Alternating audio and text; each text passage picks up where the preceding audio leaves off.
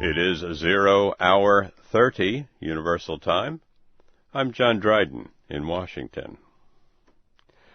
Iraqi Prime Minister Nouri al-Maliki says his new government plans to create a special security force to reduce violence in Baghdad. Prime Minister al-Maliki spoke after his cabinet's first meeting. It was sworn in on Saturday. Several top ministries remain unfilled, including the Ministers of Defense, Interior, and National Security. Also in Iraq, a series of bomb attacks has killed 19 people. The deadliest bomb attack killed 17 people at a Baghdad eating place.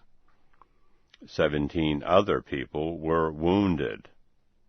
2 other bomb attacks near roads in the city killed at least 2 people and wounded 20 others.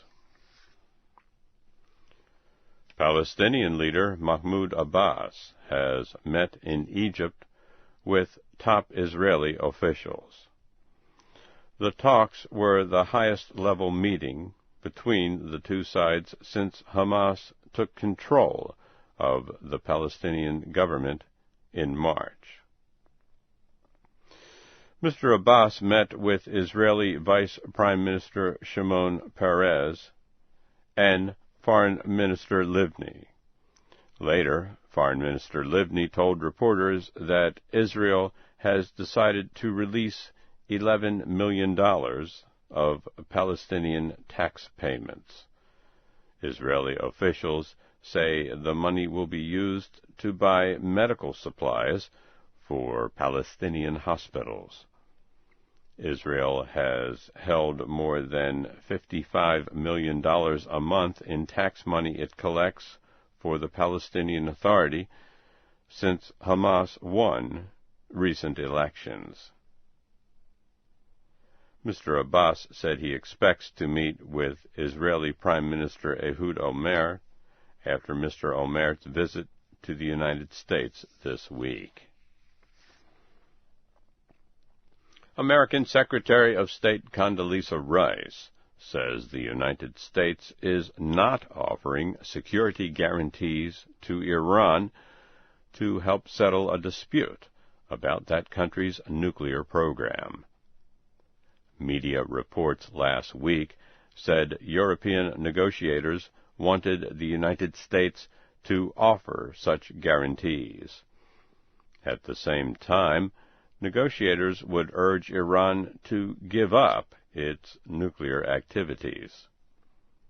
Ms. Rice says the United States is discussing with British, French, and German diplomats a plan to urge Iran to give up its nuclear program. Rebels in Sri Lanka say a top Tamil Tiger rebel commander has been shot and killed in the eastern part of the country. The rebels say the man, identified as Ramanan, was a high-level commander in the Batticaloa area. The Associated Press says a spokesman for the dissident Karuna rebel group claims their forces killed Ramanan. But a report on the pro-rebel website Tamilnet said he was killed by army gunmen. In other news, the Sri Lankan military says suspected Tamil Tiger rebels have killed 2 soldiers and wounded a Serbian aid worker. Officials also blame rebels for an attack at the office of an aid group. A Serbian worker was wounded. You are listening to the news in VOA Special English. Election observers say Montenegro has voted to separate from its alliance with Serbia to become an independent country. Early results show between 55% and 56% of voters chose independence. 55% of the vote is needed for the results to be confirmed. If the final vote supports early estimates, it would divide the last two parts of what was Yugoslavia. Official results are expected Monday. Opponents say Montenegro is too small to succeed as an independent country. The total population of Montenegro is 620,000. In Burma, the political opposition has expressed hope for the future after a United Nations diplomat met with their leader. UN Under-Secretary General Ibrahim Gambari met with opposition leader Aung San Suu Kyi Saturday. It was the first meeting the opposition leader has had with a foreigner in more than 2 years. A spokesman for the opposition, National League for Democracy, said it had not expected Burma's military rulers to permit the meeting. The spokesman also said there had been no sign that Aung San Suu Kyi might be released. Burma's military rulers are holding her under house arrest. Mr. Gambari spent 3 days in Burma.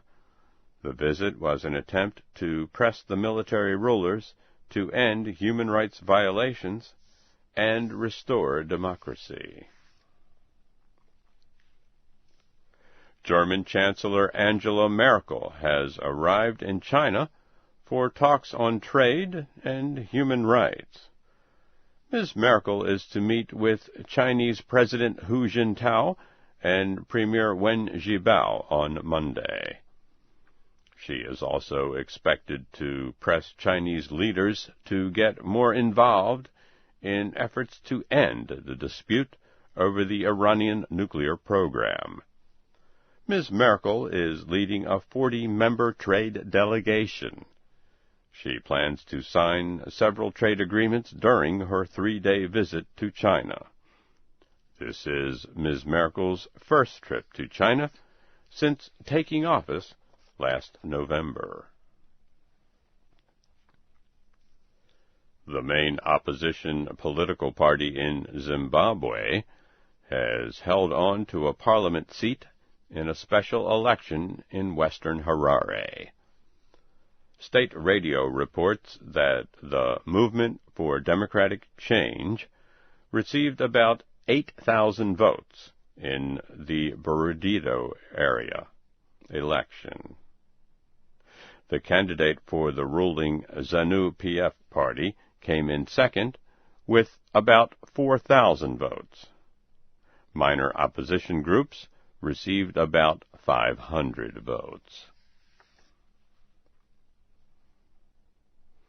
Officials in the Democratic Republic of Congo say government troops and United Nations peacekeepers are fighting rebels for control of a private military area. The fighting in the eastern part of the country has left 36 people dead. The Army says 3,000 soldiers, supported by UN troops, attacked a town in the eastern area Saturday. 32 rebels and 4 soldiers were killed. A UN spokesman says the situation is not yet under control. The government is attempting to secure the area before elections planned for July. Briefly, here again is the major news of the hour. Iraqi Prime Minister Nouri al-Maliki says his new government plans to create a special security force to reduce violence in Baghdad. And Palestinian leader Mahmoud Abbas has met in Egypt with top Israeli officials. And that is the news in VOA Special English. I'm John Dryden in Washington.